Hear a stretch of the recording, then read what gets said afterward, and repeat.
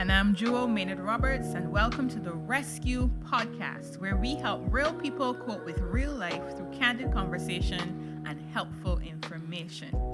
Life can be tough, and there are many people out there who are struggling and who need help to overcome.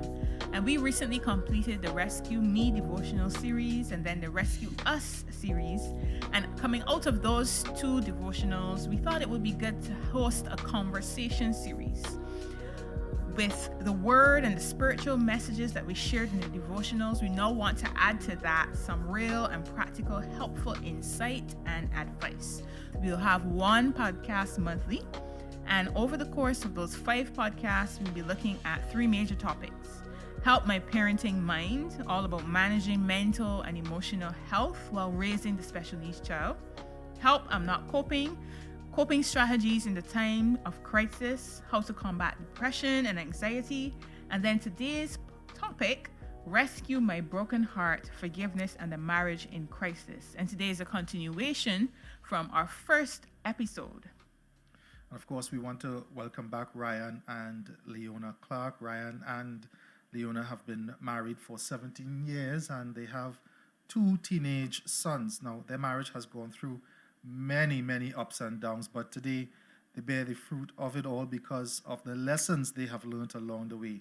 Now, they attribute their success to maintaining their personal relationship with the Lord as they learn from Him how to love each other.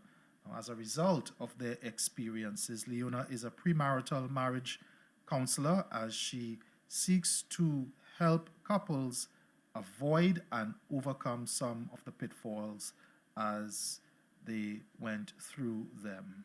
Welcome again, Ryan and Leona. Thank you. It's so good to be here. Thank you It's for awesome to having have us. you guys again. We had a really nice conversation the last time, and today we want to continue with that topic. And last time that we talked, we shared some of our heartbreak stories, and in our discussion, we established that forgiveness is important and it plays a critical role in our healing process. So the first question we have for you today is, once you've decided to forgive, once as a person in a marriage or in a broken relationship, once you have decided to forgive, what is the way forward? We touched on this a little bit the last time, but can you expand on that a bit more? What is the way forward? Give us some practical steps. How do we do it? Okay, so practically speaking, as you said, we've already established that we need to go forward. We've established that we need to forgive. It's always wonderful if you're doing it together as a couple, so that the other person is understanding your needs or, how they can help you through the process. So, for example, in the story with Ryan and I, where I felt broken, he was able to help me with the process, whether it be through apologizing or listening to me if I needed to re-vent, because sometimes that happens. But unfortunately, sometimes you're going through that process alone. Even in the marriage, the other person is not necessarily there yet. And so it's important to be mindful of how you're feeding yourself. Rehashing it every opportunity that you get with friends and so on does not help, because whatever you feed, it grows. So feed the idea of forgiveness and love and so on. Be very intentional in your responses to your spouse, in what you do for and with your spouse, because what you're seeking to do is to build and to grow. So you need to rebuild intimacy. You need to rebuild trust. So you have conversations about those things and you take practical steps, to make these things happen.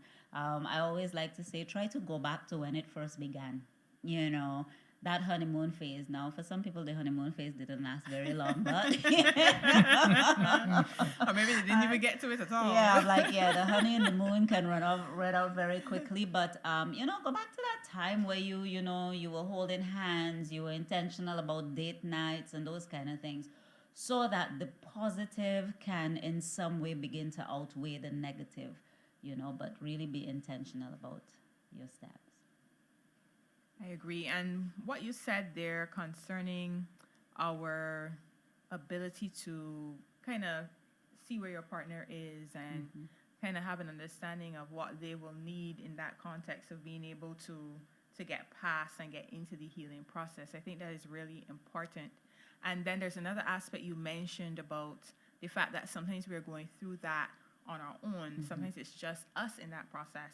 And you said there that, you don't want to be rehashing it with friends. And that reminds me of the fact that when we get married and sometimes along the way, we're often counseled that the marriage is between us two and God.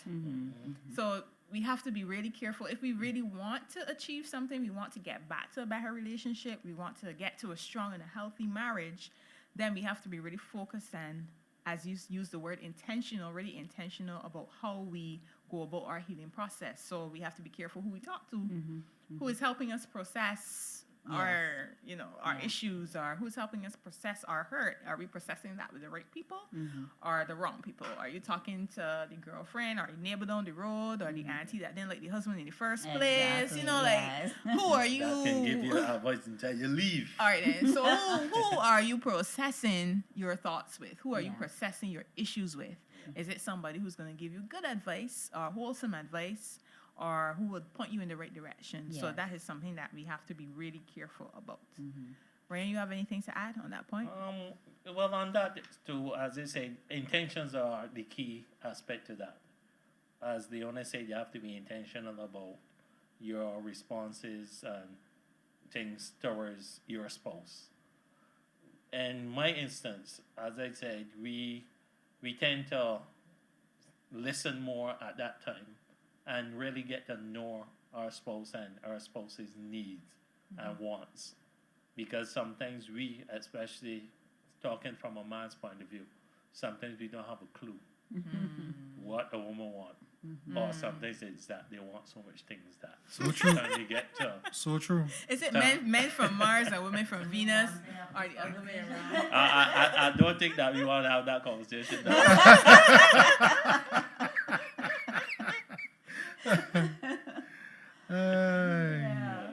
So, when do you think it's the right time to bring a third party in a situation? Let's say that there's a breakdown in that relationship. When do you think is the right time to do that?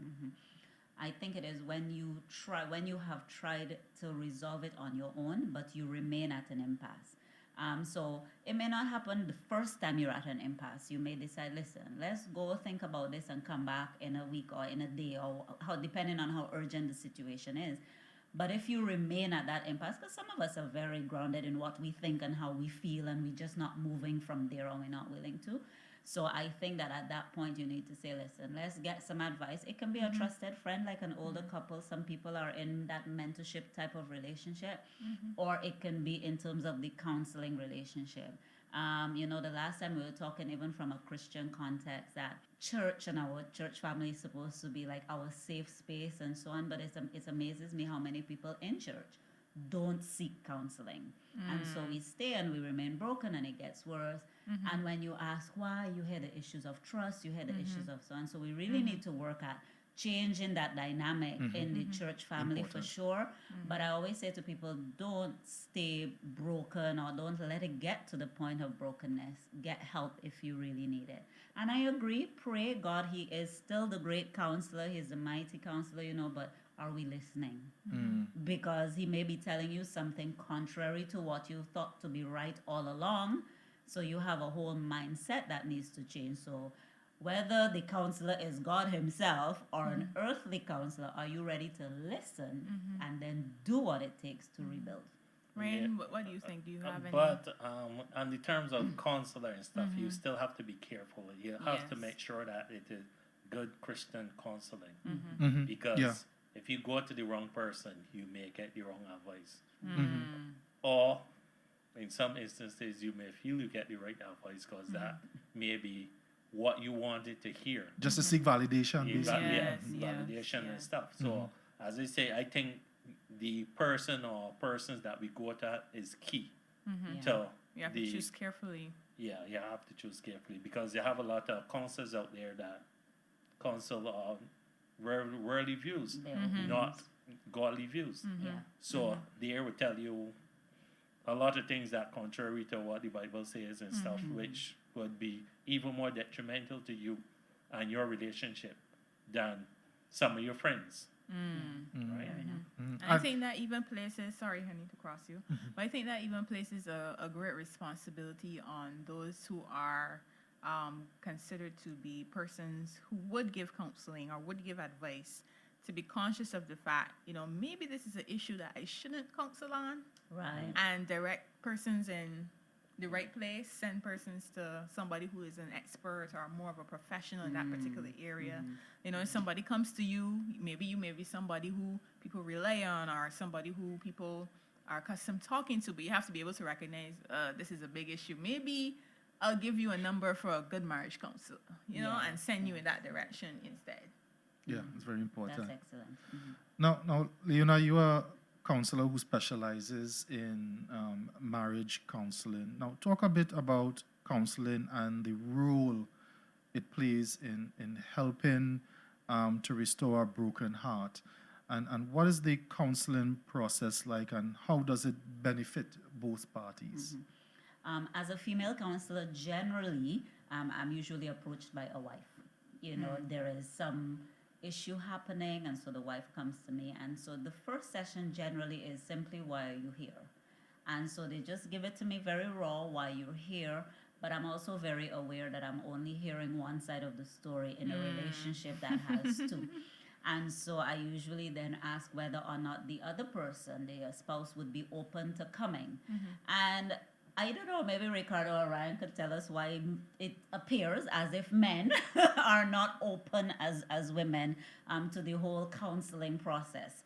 But generally, I find that to be my experience. However, I learned a technique some time ago. It seems to work where I say to them, and it's honestly what's going to happen, I simply want to hear your side of the story. Because it's not fair for me to counsel only from her side of the story, because basically everything will be in her favor. I mean, when we tell a story, we kind of tend to say it in our favor. So even if he intends to only come just for that one session to say his part, at least the conversation is able to happen. So for me, that's what I try to do. So if this other spouse, the husband, let me use here, is willing to come, that's great. So now I'm able to hear his side of the story. In the listening process, you find that what people are arguing about is not what they're arguing about. So as you listen, you're able to pick up, and obviously as a counselor, you're asking questions and you're probing along the way. So that they're coming about all of these different issues, and I may be able to say, what I'm seeing is that y'all have a communication issue. Or what I'm saying is that how y'all are dealing with conflict is not healthy. So rather than dealing with all of the fruits and so on, we try to go straight to the root. What is the root of this? So if I find that the issue is that you're not dealing with conflict well, then we talk in general about how do we deal with conflict? What's a healthy way to deal with conflict? And we may use some of the examples from your marriage to see how could you have done that different, or how can you do it going forward? If the issue is communication, that's one of the big ones. Communication, sex, and finances have been deemed the three most, the three things that cause divorce, more likely in relationships. So if it is communication, we start from scratch. We go through the basics. What is communication? What are the types of communication? Can you identify how you're presently communicating? What is the ideal way to communicate? And how do we work from where you are to what the ideal is? Right? And, in the last time we met, we talked about understanding where we're coming from and why. Some of us learn to communicate based on our family. Like my family were a set of people. The only way to communicate was loud. The only way we knew to communicate was loud, right? Whereas Jewelle is very calm and collected. No, my family was like, and the volume was just up. And so how do I get from there to where I need to be? And so that's generally how it starts. If for some reason this spouse is not willing to come, then I can only deal with you, right? And so based on the situation that you've presented to me, I may deal with the areas that I think you may need help in changing, because every time there's a conflict, both parties generally have some part to play with in it, right? So I try to get you to accept your role or your responsibility in whatever the issue is, and see where we can work from there. Because generally, once you begin to correct your part in it, it can help the other person, because now they're seeing something different in you and your response and so on. So we can work from there as well. So that's generally how it begins in terms of me counseling somebody. Okay. And that sounds really helpful and beneficial, just in your explaining it. Mm-hmm. So, Ryan, what do you have to say on the benefits of counseling? Do you think it's beneficial? What are your thoughts on it? Well, before you even answer that question, I want to find out from him. He could probably give the perspective from the men as to Oh, yes. why it's we true. why it is Why men don't men reluctant? come to counseling. I mean, I have a response too, but I'm interested to hear yours. Well, I think we as alpha males think that we can resolve all our issues on our own. At one point in time, I thought that any problem that arises, I can fix it. I can handle it. I handle it my way. Sometimes, as I said before, I was grounded in God. I knew to handle it the worldly way or how I seem fit or whatever. But when there's an issue now, I tend to pray before I even approach it. But in general, men don't like to talk, or I don't like. Well, I can talk from my point of view. I want to come and tell you or that I got a problem. My wife had loved me like before, or me. Because you think our that ego, right? You think that ego. that bringing it out there might be invading your space, basically. Yeah. And then to men, some men have challenges communicating how they feel. Yeah. That's why you have this issue of domestic violence, because I always say a woman's best defense is her mouth. And a man's best defense, his hands, his fists. And when they reach the point of can't take and talk anymore, then they resort to violence. So I think they are often challenged when they are confronted with an issue. They don't really know how to express their feelings in a way that could bring some resolution. They would rather, as you say, work it out themselves in their own time and not bring anybody in it. So that's the other aspect. Yes, and being that Leona know a lot of counseling techniques and stuff, one of the things that she taught me was to, like, if you have any challenges or anything, and it's being difficult to talk it out or whatever, write it down. That definitely helps. Then you can go back to it, and then you can analyze and think of how you want to bring it over and stuff. Because a lot of the issues that we had coming up, sometimes something will happen and I want to discuss it, but it will come out as like an accusation and so forth. So from the time that I come in, like she feel like I accusing her or something or doing something wrong, she gets on the defensive. So she's on the defensive, on the attack. So sparks can fly. Nothing happens, yeah. Right. Yeah. Well, I hope you remember the question. So, okay, you were going to say something great. No, I was just saying that what Ryan is describing, and I'm using the example with men as well, we're very quick on our feet as women when it comes to talking and answering questions and so on. Sometimes too And quick. I think, so I think sometimes even the counseling situation can be kind of intimidating because as a man, you don't get that processing time that you need. And so recognizing that in our own relationship, this whole writing and all the things that Ryan is doing now is part of his processing, so that by the time he comes to speak to me, he is very clear in terms of what he wants to say, whatever. And sometimes as women, we think, well, if he's just saying the truth, whatever, then what he got to process. But the brain of a man and a woman is completely different. Wired And, differently. I go through that in premarital counseling so that we begin to understand how men and women are made different. And even for me as a marriage counselor, like knowing it in theory and living it is two different things. So imagine me struggling in my marriage with this, even if I have the knowledge, because then I have to be willing and patient to give him that processing time that he needs. And so sometimes going to counseling is not always easy for a man, probably from that point of view as well. That makes sense. Well, I hope you had the previous question in your head still. So we're talking about benefits. The benefits of counseling. Well, for one, I can start by saying, and we had a lot of challenges on that. I am one of the men that Didn't want to go. did not believe in counseling at all.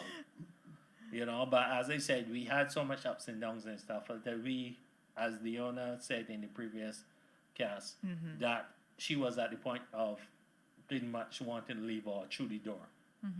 And as I said, saying that as a kind of last resort, I didn't want to lose my marriage and so forth. So I had to go to counseling, and that counseling helped so much. You know, it helped so much, and it taught me so much. You know, and then I had a new belief and a point of view of the same counseling and stuff. Because as I say, one of the challenges used to be like, she's into counseling and I don't believe in counseling, and it's supposed to be her support and that sort of stuff. So we had a lot of battles in between there before I got in line. Coming out of that, though, I'm wondering, aside from men and their reluctance to go to counseling in general, isn't there a negative connotation where counseling is concerned, especially in the Christian, unfortunately, in the Christian community? Is it like this? I think people sometimes think of it as this admission that, you know, we're not doing well, or things are going wrong with us, or we're at the complete end of where we can possibly go, or we failed. How do we navigate that? And you're absolutely right, because we don't want to accept weakness or defeat. But you know, the very Bible tells us, you know, when we are at our weakest, God is strong. So it means that God is not saying that weakness is something wrong. He's simply saying, when you're weak, turn to me. I will carry you through. But then we have this negative view of weakness. Even as a person who deals with young people, I have teenage sons.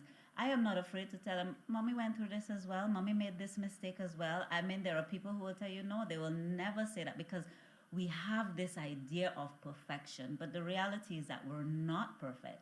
And while I'm struggling, the other person that I'm afraid to let know that I'm struggling is struggling with something else, if not the same thing.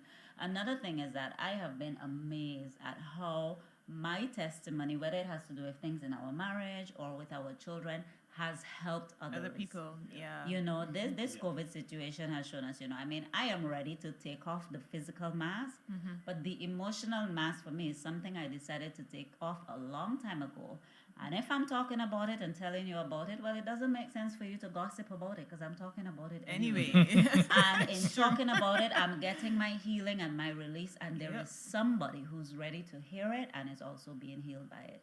So I'm saying to the people out there listening, if you need help, get help. You know, this renewing of the mind that really needs to happen. The enemy wants to keep us trapped in our secrecy and in our privacy.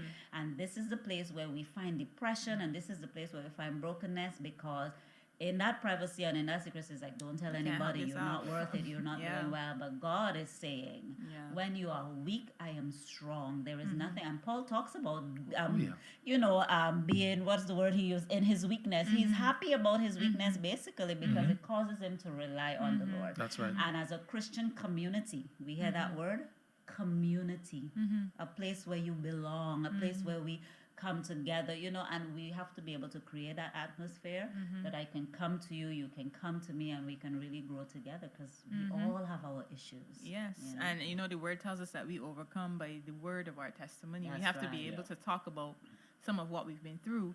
And sometimes I know people, especially in our culture, our Barbadian culture tends to be a bit reserved, and we tend to say, you know, don't tell nobody your business. You gotta keep your things to yourself. You don't say anything about certain things. You know, a very English keep calm attitude is what we have. And so you find that sometimes where people need help, they don't reach out for help until it becomes too late, because they're so embarrassed about needing help. They're too embarrassed to say, I can't cope, or I am not dealing with this situation, and I need to get that addressed. So that is something that I think we really need to overcome, and we really need to understand that speaking your truth, speaking what is happening to you, saying that to a counselor, saying it to that independent third party who can give you their advice and who can guide you in the right direction, that is really, really, really important. I think to even expand on that, I mean, a lot of people don't believe in being real, you know, and that's why any person who get to interview myself and Leona, or talk to myself and Leona, at the end of it, always say, you always be so real. You all don't hold back. You all don't. I mean, we hold no punches. You know what I mean? If this happened, we say that it happened and the way that happened, and our responses and stuff. And that way, as I said, a lot of people benefit from it, because when you try to sugarcoat these things, you know what I mean? It and doesn't make it sound work for other fancy. people. It don't. You know, it don't serve no purpose. You know. people want real life issues to relate to real life issues. That's right. That's right. I remember years ago, an older lady, for some reason, I was led to speak to her about an issue in my marriage, and I remember her saying, "My husband and I never had any conflict." And immediately I said, that okay, is a well, problem. Yes. Immediately I said, well, okay, you're like the wrong Maybe you person may for not me talk to to her. speak to because I'm having a lot of conflict. Yeah. And so immediately I knew that she was not the one that I was Yeah. going to speak to about my issues. Yeah. Like she just, whether she was telling her truth or not, I- she definitely couldn't relate to what I was going through. Yeah. Red So flag. I wasn't even gonna That's ask. a huge red flag. Yeah, Too- I wasn't too even gonna passive. ask. So what's the secret to that? I didn't want to know There's no because that secret. just wasn't real to me. No. Not practical at all. Yeah. No, and this, after all, is the Rescue Podcast where we're helping real people cope with Exactly. real Yeah. life. That's correct. So we have to be That's right. real in order to do that. That's Definitely. correct. All right. Sometimes as we, reflect, we realize that we may have contributed to our own heartbreak, and maybe due to unmet needs and expectations. Sometimes expectations are not communicated, or even that unrealistic. Do you think that self-assessment is helpful? Should we be examining our needs and expectations? Yes, we definitely have to. Because some expectations are unrealistic and some are not practical. Some we have to treat to our spouses. Most men, or majority of men, one of the expectations that they take into marriage is that sex every night. But Which is unrealistic. yeah, which is unrealistic. That's one of the unrealistic ones that when wife have to deal with kids, work, Yeah. so forth. Yeah. That ain't happening. Yeah. So come on, but Yeah. that's one of the perceptions that some men take into marriage and that sort of stuff. Then you may have one that may have a cultural background difference and so forth. Whereas, as I said, I grew up kind of privileged. I accustomed to good life traveling and Right. that sort of stuff. Leona grew up a bit rough and poor, as she would say all the time. I didn't want to use the harsh word of poor. Real life. Right. But you know what I mean. So some things that I would, even like going back to even dealing with finances, I may get $1,000 in my hand and just spend it. Don't know why I spend it on or whatever. And Leona would blow a tube. But then my reaction was like, what's the problem? Big deal. What's the big deal? I mean, they go and come back. Because that is what I accustomed to. But she ain't accustomed to that. Watch And- every penny. Yeah, and she will give you the one that she will give you one that I will leave her to give you the couple of the whenever other this one. topic of expectations come up, this is like my favorite example because when we were getting ready to get married, his thing was, I don't eat stale food. Like I need fresh food every day. So I'm like, okay, so I'm gonna cook on I'm gonna cook on Sunday and on Tuesday and on Thursday, and you will fill in the blanks. Right? Because I knew that this was not an expectation that I was about to meet. And so then the question becomes, was his expectation unreasonable? Not necessarily. His expectation came from his upbringing. His mom was home for many, many years, so she could cook every day. So now we talk about the context of your new relationship where I am working. And, very early in the marriage, we had because my first son was born before we actually got married. So we had a small child. So then because of that, that made your expectation unreasonable. Now, let us share the expectation so that you can get what you want. But he wasn't about to cook the other 3 days either. So he has learned to eat some stale food. So I think when it comes to expectations, you need to communicate those expectations. Most expectations I don't think is an issue of wrong or right, but is whether or not it can work in the context of your marriage. Is it fair to the person because your previous experience may be different from what is happening now? But self-evaluation is also important so that sometimes when I am offended, I need to first ask myself, why am I offended? Okay. So remember I talked about my complex of because of my father and so on. Sometimes it's simply stemming from that. So deciding that if Ryan had loved me, he wouldn't do that. It's like going overboard. But when I evaluate, I'm like, okay, it's not like all of that, but I could still let him know I felt bad or I felt offended when you said X, Y, Z. But sometimes we blow it so big because, again, of our past experiences, our past issues, and so on, yeah? Yeah, definitely. And I mentioned in the previous podcast concerning my own need for affirmation and having to deal with that need. And that is one of the areas where I have had to do a lot of self-examination, where I've had to do a lot of internal work to say, where does this come from? Why do I need this affirmation? What is the reasoning behind this? And realizing that is connected to my background, my upbringing, to maybe some of the rejection that I experienced in the past, all kind of different things that connected to that. I've had to look at that and address that so that when I feel heartbroken because there was an affirmation or something that did not come or that was not given to me, I can then examine that and say, like you're saying, is this reasonable? Is it reasonable for me to expect this in this particular situation? Yeah. But let me just add here that if we communicate well as spouses, while something doesn't come naturally to somebody, so it wasn't natural for Ryan to give compliments, but then he began to understand why it was important to me. So as much as it's not a big deal for him, he's willing to give it to me. Now, let's say my expectation is to hear it every day. I need to decide, okay, you won't hear it every day, but at least once a week or once a month. Ryan will then make an effort. So you see how we're kind of meeting each other halfway so that it's not a big deal for you. Like, if I'm cooking, cleaning, washing everything around the house, like, you don't have to tell me thanks or good job or whatever. But I realized that those positive comments were important for Ryan. Like, babes, I really appreciate what you're doing. Thank you for whatever. And in my mind, I'm like, why do you need to say that? Right. But because now I know and I understand that because of who he is.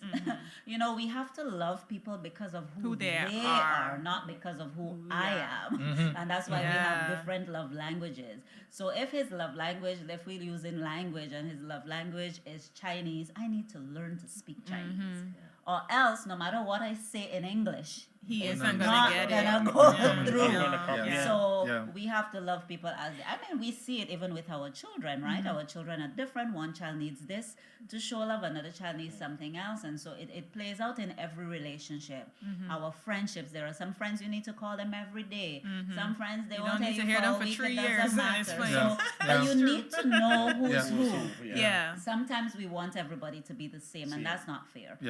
I learned a saying here in Barbados, and I love it. The hardest thing is to know. Yeah. I think that saying just says it all. Because now that Makes you sense. know, you're empowered, right? So, yeah. All right. So let's go back a bit. And in the last podcast, we agreed that forgiveness is important. We agreed that forgiveness is key. But we know the saying that we often hear, I can forgive, but not forget. Have you ever found yourself in a conflict situation in the context of your marriage where you did not forget even if you forgave? You want me to answer? Forgetting for me is one of those words. I think it has to do with how we're interpreting this forgetting. For me, it's not necessarily forgetting the issue that happened, but all the negative emotions that came with it. So, for example, I gave you my story, right, of how I was hurt. But in saying it, I wasn't hurt or angry with Ryan again and going back to all of those negative emotions, but my mind remembers the event, right? And so because of that, I'm able to, as we said, talk to people, help people. So I think we have to be, in terms of the forgetting, I don't think it's necessary to forgive now. There are issues that we felt were so big at the time, and now thinking back, I cannot remember what it was. Like, I do not know why was I angry with you for a week. Like, I remember I was angry with you for a week. So it shows me now that the issue wasn't even that important. So our mind is something really funny. Maybe this situation was so significant to me that I'm still remembering it now, but I'm not remembering it with the pain and the anger or the wanting to pay you back kind of thing. So I would say to people, don't try forcing yourself to forget. Force yourself to forgive. And in the forgiving, what you will remember at the end are the lessons. Because Yeah. you would have matured in some way from the experience. Mm-hmm. So now when I remember the experience, I go straight to The this is lessons here that we you are learned. now, Mhm. as Yes. opposed to wallowing in where I was at the beginning. So I Wow. think that's the important And that's thing. really Profound. important because from my own experiences, I learned a technique called reframing, where when you go through a bad experience, you go through that broken heart experience, there's a need to reframe what you've been through, the pain that you've endured, whatever that pain has come from. What has been the lesson that you have learned that will help you go forward and to do better the next time around or to operate differently? What is the lesson that you're learning? And that is really, really critical there in the whole aspect of forgiveness, and where you're not forgetting the lesson.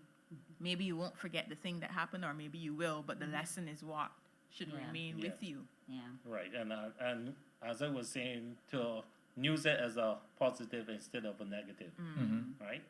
Whereas if you do remember how you got there, how you felt when you get there, and how you got from there, right? You So know- that you cannot go back there To to that same make place, the Leona same or mistake. the Yeah. spouse feel that same way. Yeah. I can almost hear somebody saying, but when I remember, the hurt comes back and the pain comes back. And I will say to that person, talk to yourself. This is where we talk about the intentionality. Because sometimes you may need to say, I have forgiven him for this. I have forgiven him for this. Lord, help me heal from this. So you're continuing now to pray through it. You're continuing now to say, we're working through this. We're rebuilding through this, because again, whatever you feed, it will grow. There is nothing to stop the memory from coming, because sometimes it just kind of hits you out of nowhere. Or maybe you're watching a movie and there's a similar situation, or maybe the person has done something similar, or whatever the reason that it comes back. If you have made that decision to forgive, remind yourself of that decision, keep reaffirming that, keep praying about that, so that you can continue. Because again, it is a journey. I think sometimes we think, I decide to forgive, that's it, I'm good. Yeah. And it really doesn't And work it that isn't way. like You that. have to No. complete the process. It's a Yeah, process to go through. Yeah, it is a journey, and sometimes, well, I guess when some people say that they need help to forgive, I think they are still harboring this negative feeling Yeah. and not allowing God to help them, give them the strength to forgive. So it is just a matter of letting go that negative feeling and allowing God to transform that whole situation into something positive where you can learn from. I know we were talking earlier about forgetting as well. I don't think that when you forgive that you will expect that incident to just disappear or vaporize. Yeah. It will always be a stamp on your past, and it may come back from time to time based on some reminders that may come up. So it doesn't mean that it will go away or it will remove from that file that you have inside of your memory. Yeah. It will always be there, and you have to choose to deal with that in a positive way rather than allow it to be an exclamation mark or a point of, what's the word I want to use? That you want to maintain this negative feeling going in the future. So yes, it will always be there, or in some instances people may forget the incident, but forgiveness does not necessarily mean, as I said, that whole incident will just vaporize or go away. In our devotional series, Rescue Us, we would have touched a bit on reestablishing unity and intimacy, and I remember you mentioned that a bit earlier. And if we are honest, when we go through a heartbreak, it can be really difficult for us to get back to that honeymoon, starry-eyed feeling. How do we work towards our restoration? How do we work towards building back that relationship between us? Well, I think you should go back to the start when, as it was the honeymoon period. Do things that used to make both of you all happy. As I said before, send flowers, romantic dinner, walk on the beach, and those are the things. I know Leona like these things. So go back to these things. Leona love to be surprised with flowers and fruit basket and stuff at work. So I mean, you do that there, and I mean, you know, you're good to go. You're good to go. You understand? So just get back in that place on a consistent level, you know, and rebuild the romance, rebuild the connectivity, and so forth. Yeah. And even speaking from the point of view of the person who's hurt, sometimes, because initially Ryan was doing all of these wonderful things that I generally love, but my response to it would not seem like I loved it. It's like, because remember, I was at the point of just giving up and I was done and whatever.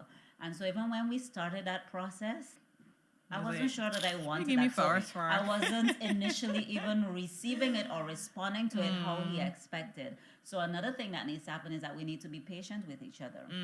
So Ryan needed to be patient and understanding, yeah, just because I sent flowers once doesn't mean that this thing that I did to hurt you or whatever is over. Or I needed to know that even just because I said I'm sorry this one time does not mean I wouldn't have to say I'm sorry somewhere down the road. You know, sometimes we have couples trying to work through what I call big things like infidelity and so on. And the one spouse might think, well, I said sorry, so you should just forget it. But then this person needs to talk about it again, rehash it again, and we're not patient with each other. They may want to ask you, so when you're with me, are you thinking about this person, whatever? And sometimes we're really impatient. Sometimes it's other things that may seem small, but to you it is big. And I think if we're working through together, we need to work through together. So we need to give each other time and space for that conversation. But also, let us not spend all our time just on the issue or the negative issue. Like, let's do things that's just fun. Like Ryan and I, we go hiking sometimes. So there's no room to talk about the issues. We're just hiking and sweating. And, you know, I'm holding on to his shirt because, you know, I don't know, these hikers, they find these hills in Barbados, right? Because Barbados is supposed to be flat. Supposedly, right? Supposedly. Right? But then you go hiking and they're like, where did this come from? You, right? Yeah, so sometimes we just do something fun. As he said, even outside of the thing. I mean, there are some people listening who might say, yeah, but I'm trying to rebuild a relationship, but I don't have the money for the flowers and the thing and the whatever. And sometimes we make that a hindrance as well. Use what you have. I will say to my husband, listen, if you can't take her to the Hilton or you could take her to Chefette, take her to Chefette. Yeah. Don't wait till you could get to the Hilton. That might not happen for another 5 years, but in the meantime, Yeah, even if you the go and buy marriage ice cream. needs rebuilding. Yeah. You know, you may have dinner at home, but decide to go and buy the ice cream, which may only cost $10. So it's Valentine's Day and you cannot go out or whatever, and you have the corned beef and rice in the cupboard. Cook up the corned beef and rice, light up the candle, turn on the music, And make something and work. romance is right there. You can dance, you have your candlelight, you had food to eat. So sometimes I think the small things really matter. Ryan checks in like every day. Babes, how's your day going? How are you doing? Those things matter.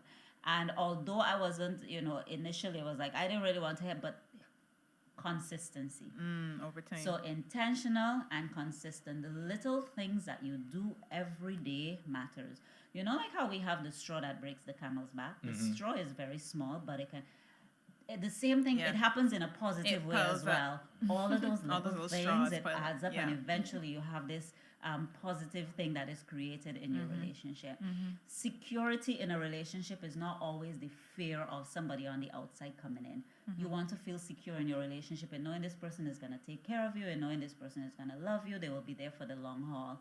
And you only develop that security by being consistent. So I think it's important to be consistent. Yeah, and when you were speaking, that's what I was thinking of, the small gestures that you mentioned. The small gestures really matter over time. And it doesn't have to be, I think sometimes men get tied up in that, you know. They The think big it has to be this big, gigantic, The wow like effect. The a wow big effect. wow Wow effect. You know, I have to take her on a trip or I gotta like buy the hugest bouquet of flowers. But you could write a note on a piece of paper and stick it in my pocket and that would do something. So, you know, there's small little things, the little pieces that add up over time that help to heal the crisis situation and bring yourself back from the brink of what might have been a breakdown in the relationship.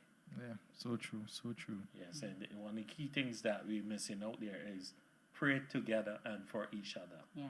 Prayer is a key element of building any relationship. You know. Yeah. Yeah, because that spiritual connection. Yeah. Because as I would have referred to before, we are together in the relationship. It is us and God Yes. in the relationship. Yeah. So Definitely. that's what we got to bring in. Yeah, yeah. We yeah. have one more question before we close out today's podcast. Well, this question comes basically in two parts.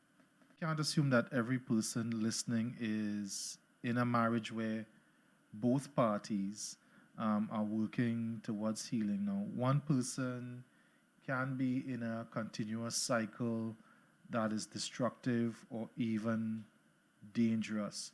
So the first question is, what can be done in this type of situation?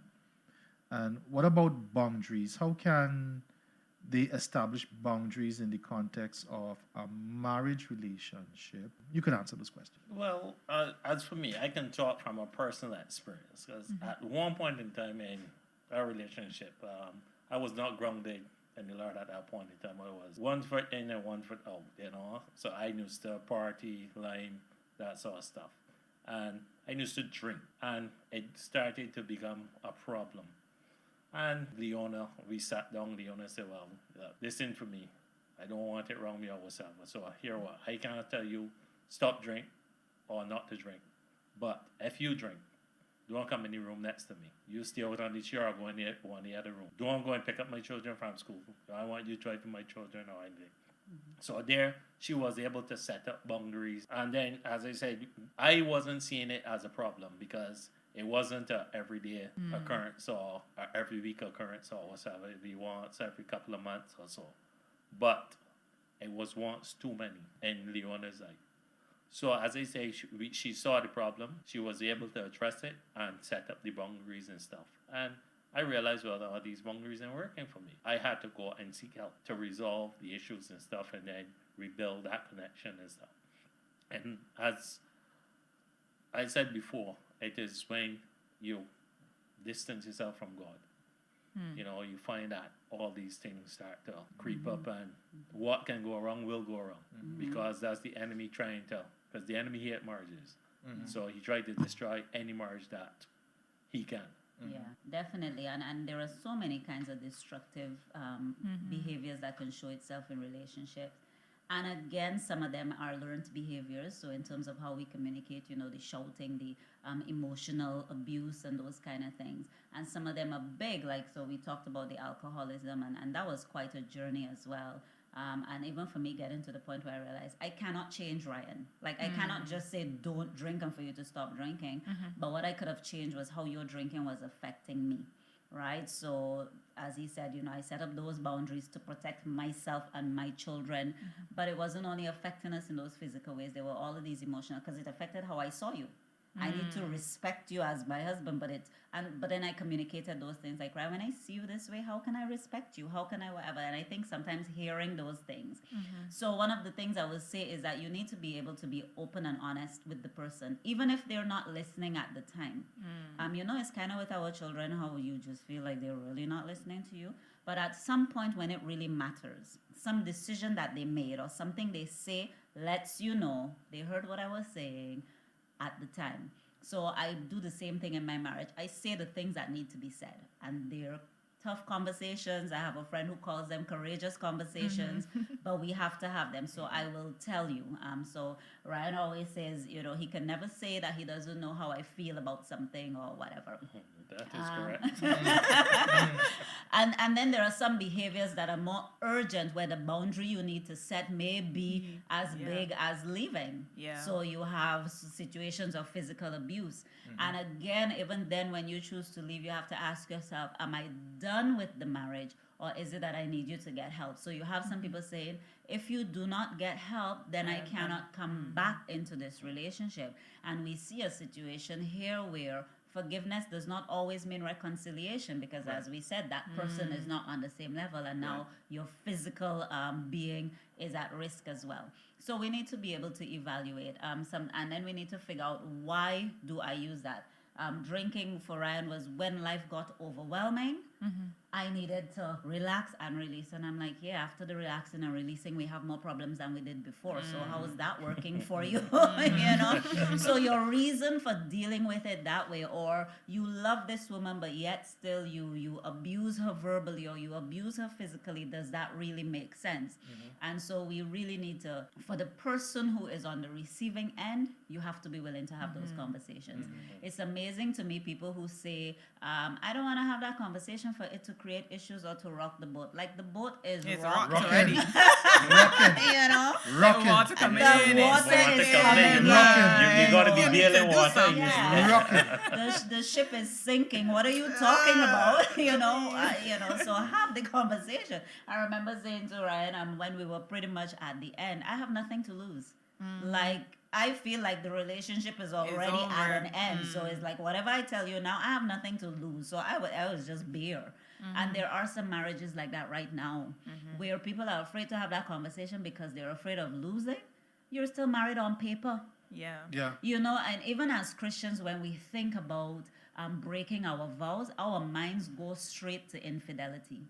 But when you stop loving, honoring, and cherishing that person, even if you've never slept with somebody else, you've broken your vows already. That's correct. When you That's don't correct. love that woman as Christ loved the church, and you fail to respect this husband as we have been commanded, you've already broken the vow. correct. But we focus on the big infidelity yeah. and feel, or even in cases where we talk about these kind of behaviors, maybe infidelity and physical abuse, but there are other more subtle behaviors Yes. that are not healthy for the relationship. Yes. For example, something as simple as not dealing with issues. That's a negative cycle of behavior that's constantly going to affect the marriage. Yeah. So we have to really evaluate the subtle ones and not just the big ones. Some people are very comfortable because they've never dealt with the big Yeah. ones. But there are these subtle things that's really not working that really needs to be Like you sorted mentioned out. the person who said that they've never had a fight, and to me that Exactly. is like a huge, Exactly. a huge red flag that your way of Exactly. dealing with conflict is a little Is to be skewed. quiet, You know, yeah. Yeah. that Yeah. boat may really be rocking. You may not think it is. Exactly. But it certainly may be rocking because you haven't dealt with the issues that you should, Exactly. and there's destructive behavior.